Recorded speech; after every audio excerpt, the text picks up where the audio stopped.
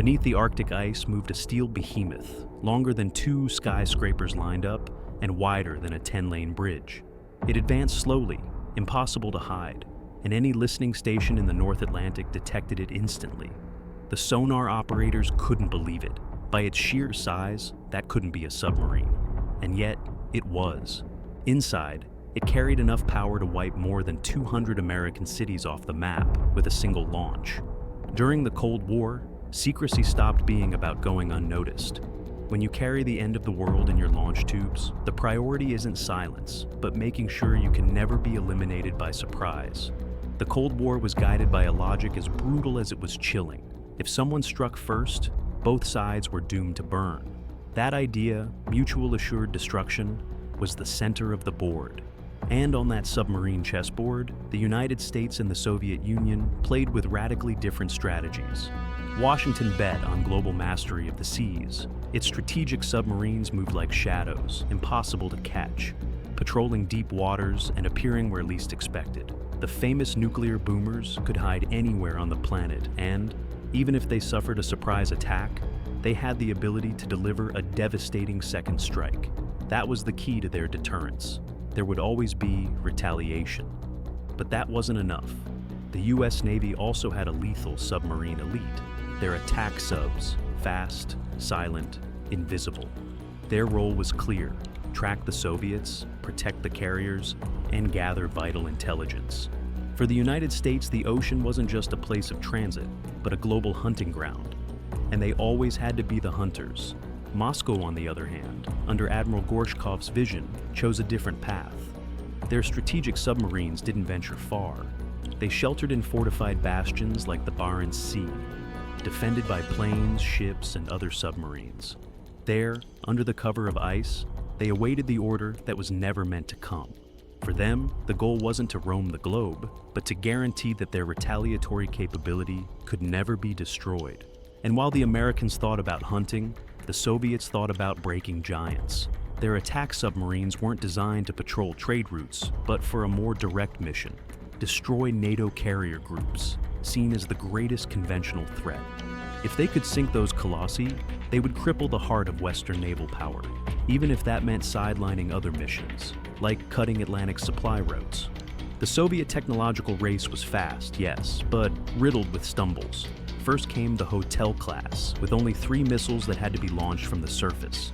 In the age of satellites and radars, that was practically suicide. Then came the Yankee-class, with 16 missiles launched from underwater. It was the first serious step toward nuclear deterrence, but they were clumsy, noisy, and packed with such troublesome systems that their crews endured them like a punishment. The real leap came with the Delta-class, larger, with longer-range missiles and able to patrol under Arctic ice. For years, they sustained the Soviet strategy, but with a flaw that could never be hidden: they were far too noisy. While the Americans perfected the acoustics of their Ohio class, the Soviets were tracked like easy prey by invisible hunter subs. By the mid-70s, the Kremlin saw it clearly. They were losing the war of silence. US Trident missiles had greater range and accuracy. The Ohio subs were more reliable and quieter. The balance was tipping toward the West. What to do?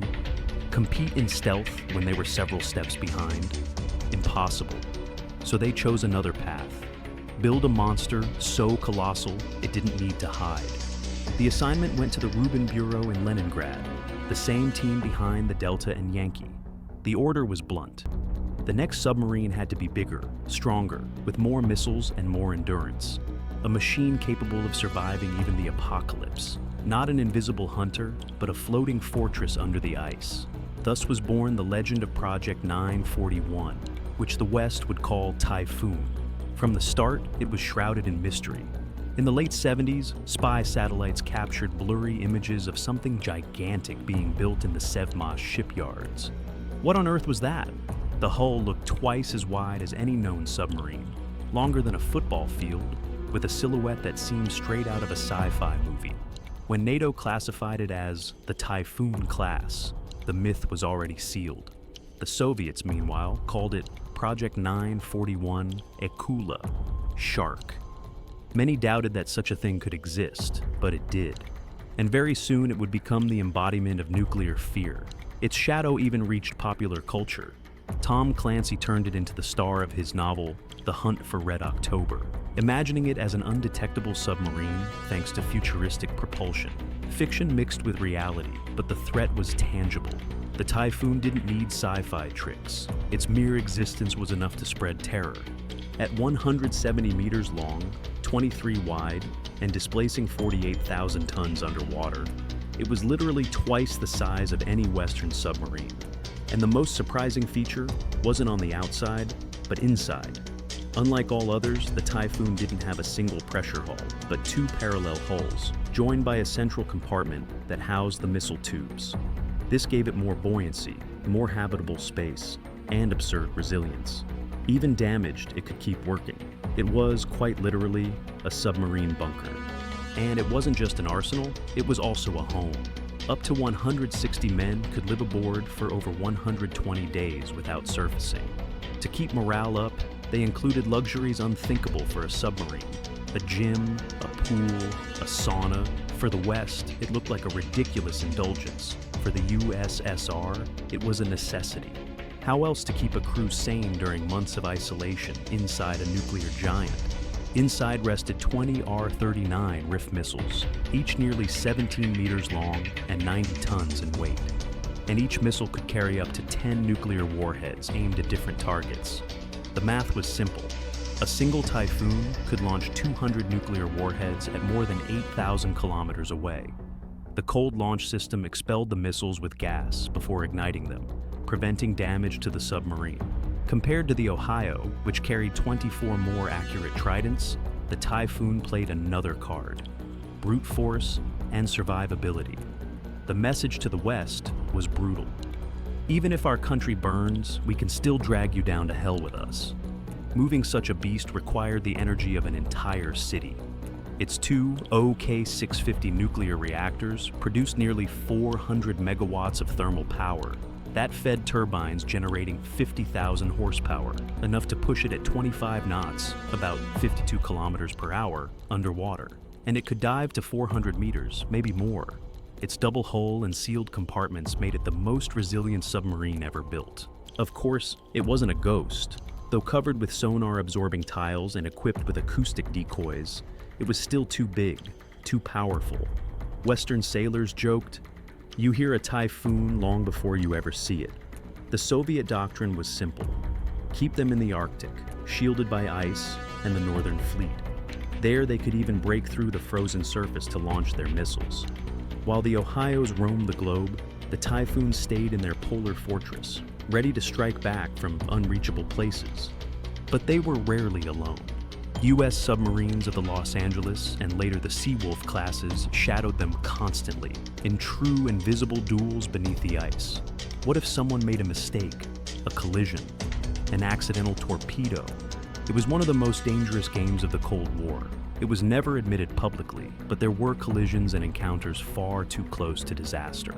The Cold War ended before a single Typhoon fired a missile, and perhaps that was its true mission: to exist in order to be feared.